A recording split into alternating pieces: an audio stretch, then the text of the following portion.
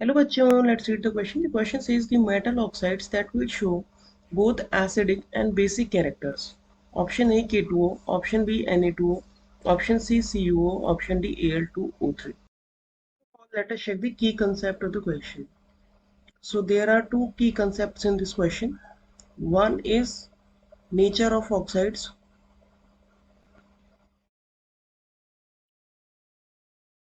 and another is amphoteric oxides. Now let's check the complete solution of the question. So various oxides behave differently. तो अलग अलग oxides के जो nature होते हैं उनके बेसिस पे ऑक्साइड्स जो हैं वो चार तरह से हम उन्हें डिवाइड करते हैं। फर्स्ट होते हैं एसिडिक ऑक्साइड्स। एसिडिक ऑक्साइड्स होते हैं जो अगर हम उन्हें वाटर में डिजोल्व करें, ऑन डिजोल्विंग इन वाटर, वो एसिड्स देते हैं, उन्हें हम कहते हैं एसिडिक ऑक्साइड्स। दूसरे होते हैं बेसिक ऑक्साइड्स। बेसिक ऑक्साइड्स होते हैं जो कि वाटर में डिजोल्व करके बेसिस देते हैं। जनरली जो नॉन मेटेलिक ऑक्साइड्स होते हैं, यानी कि जो मेटल्स नहीं होती, जो नॉन मेटल्स होती हैं, उनके जो ऑक्साइड्स होते हैं वो जनरली एसिडिक होते हैं, और जो मेटल्स होते हैं उनके जो ऑक्साइड्स होते हैं वो जनरली बेसिक होते हैं नेचर में। तो यहाँ पे हम लिख सकते हैं मेटेलिक ऑक्साइड्स एग्जाम्पल के तौर पे, और यहाँ पे हम लिख सकते हैं non metallic oxides. Generally, it's not always, but generally this is the case. Third oxides होते हैं एम्फोटेरिक ऑक्साइड। एम्फोटेरिक ऑक्साइड्स होते हैं जो कि एसिड से भी रिएक्ट करते हैं और बेसिस से भी रिएक्ट करते हैं। तो क्योंकि वो बेसिस से रिएक्ट कर रहे हैं तो वो बिहेव करेंगे एसिड की तरह, और क्योंकि वो एसिड से रिएक्ट कर रहे हैं इसलिए वो बिहेव करेंगे बेस की तरह।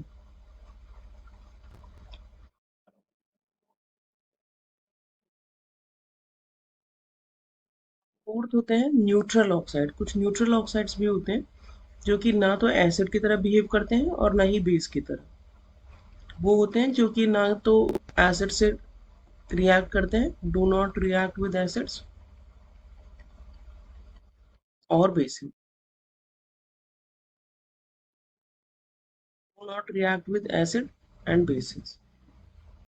अगला जो हमें ऑक्साइड दिया है वो दिया है K2O। K2O को जब हम वाटर में डिसॉल्व करते हैं तो ये हमें देता है KOH। KOH बेस है, और क्योंकि वाटर में डिसॉल्व करने पे ये हमें बेस दे रहा है तो K2O हो गया बेसिक ऑक्साइड।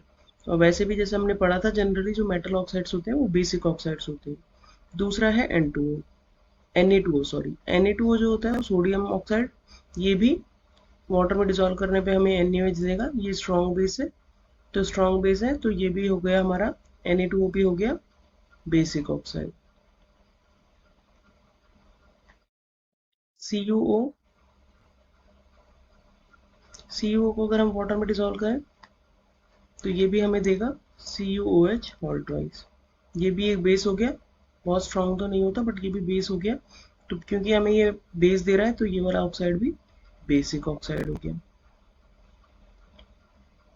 और लास्ट हमें दिया है Al2O3। Al2O3 जो होता है वो अगर हम इसे की रिएक्शन कराएं बेस के साथ तो ये बेस के साथ भी रिएक्ट कर लेता है NaOH के साथ, और देता है sodium aluminate NaAl2 AlO2 sorry plus water. और ये एसिड के साथ भी रिएक्ट कर सकता है। इसके अगर हम HCl के साथ रिएक्ट कराएं तो ये देगा AlCl3 एक सॉल्ट प्लस वाटर।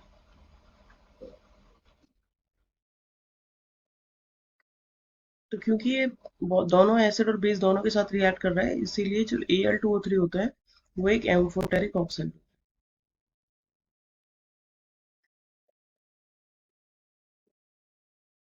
तो हमसे यही पूछा है कि कौन दोनों की तरह काम कर सकता है, बोथ एसिड्स एंड बेसिस की तरह। तो हमारा करेक्ट आंसर हो जाएगा option D. Hope you understood the solution well, thank you.